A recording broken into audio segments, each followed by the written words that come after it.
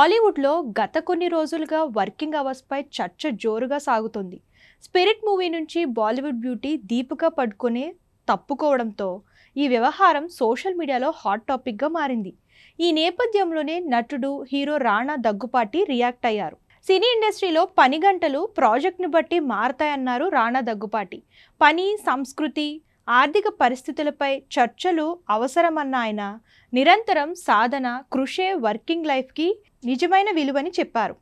ఈ క్రమంలోనే భారత్ అభివృద్ధి చెందుతున్న దేశమని, తలసరి ఆదాయంలో మన ఆర్థిక వ్యవస్థ 186వ స్థానంలో ఉందని చెప్పారు. తెలుగు సినీ పరిశ్రమ మద్రాస్ నుంచి హైదరాబాద్కు మారినప్పుడు వందల మంది కుటుంబాలతో సహా ఇక్కడికి వలస వచ్చారన్నారు. తన దృష్టిలో అది కేవలం పని కాదని చెప్పారు. అది జీవన శైలి అని, ప్రతి ప్రాజెక్టుకు దానిలో పనిచేసే వ్యక్తులను బట్టి పని గంటలు అనేవి మారతాయని తెలిపారు. మహారాష్ట్రలో 12 గంటల షిఫ్ట్ విధానం తరహాలో తెలుగు పరిశ్రమలో 8 గంటల షిఫ్ట్ అత్యంత సాధారణ విషయమని రాణా దగ్గుపాటి పేర్కొన్నారు. అయితే షూటింగ్ షెడ్యూళ్లు, లొకేషన్, స్టూడియో, సెట్ వంటి పలు అంశాలపై ఆధారపడి ఉంటాయన్నారు. మహారాష్ట్రలో ఉదయం 9 గంటలకు షూటింగ్ స్టార్ట్ అయితే టాలీవుడ్లో 7 గంటలకే స్టార్ట్ అవుతుంది. సెట్ ఏర్పాట్లు, లొకేషన్ సెలెక్షన్ వంటి విషయాలు సులభమైనవి కావని చెప్పారు.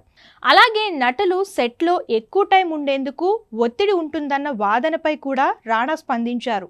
ఎవరు ఎవరిని బలవంతంగా ఉండమని చెప్పరని తెలిపారు.